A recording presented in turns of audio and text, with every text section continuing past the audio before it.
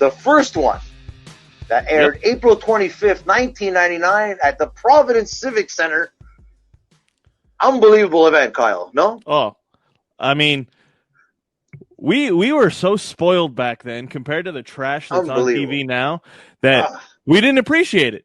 We didn't appreciate it. I mean, look what we had. We had Triple H in the middle of the card. Yeah.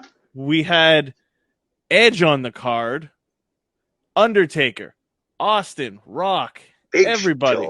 Big Show. Mankind. And how fucking jacked was the Big Show back then? He was a savage. Let me tell you, 500 pounds of savage. Let me tell you. And he was in a boiler room brawl. That was the second boiler room brawl. The first one was obviously with against Undertaker when Paul Bearer screwed over Undertaker. But Shamrock was in the corporation at that time, right? So the corporation and the ministry were going against each other, right? So I don't know. I maybe would have liked Bossman in the end. I think Bossman fought against somebody else at the beginning of that event, but it wasn't on the pay-per-view, I guess. The reason Shamrock fought the Undertaker is because the Undertaker kidnapped his sister. Like I think a week or two before. Yes. This was right around that time that he was kidnapping everybody. He was just kidnapping women. Remember, he kidnapped Stephanie McMahon, and he strapped It was okay. He strapped her to the symbol. 1999, you're allowed to kidnap whoever you wanted. 1999, you're allowed to start a cult. You're allowed to whip people with belts, and you're allowed to kidnap women.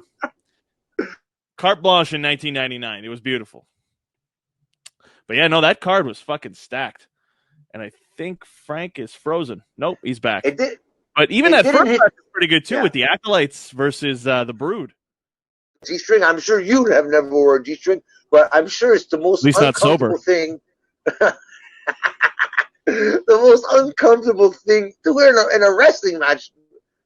I don't know, man. You know what? I'm gonna ask him on Twitter, see if he responds.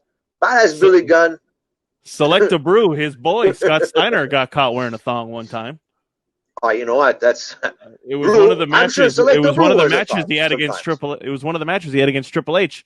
He had him up for like a power bomb or something, and his pants came down. And he was wearing a red thong. Big Papa Pump. Oh my God! But then that cage he actually used that cage in a match. It was cool as shit. Really? I didn't know that. I didn't know that. You can say all you want about Vince Russo, but the man was a mad scientist back in the day. Yeah. You know what? Kudos to him, man. If it wasn't for him, maybe we would have never got the Attitude Era. So a lot of people say, oh, maybe it wasn't him. But I honestly, truly believe that he had a big part in it. And well, one of the things that a lot of people say, a lot of like people who know Vince Russo and worked with him, was the reason it worked in WWE is because all of his ideas had to go through Vince. Yes. In WCW, he had no Vince. It was carte blanche. It was like, oh, let's do fucking Viagra on a pole match and Judy Bagwell on a forklift nobody's telling match. him, I don't think this is a good idea. So he was just, okay, nobody's telling me what to do, right? Turning Mike Awesome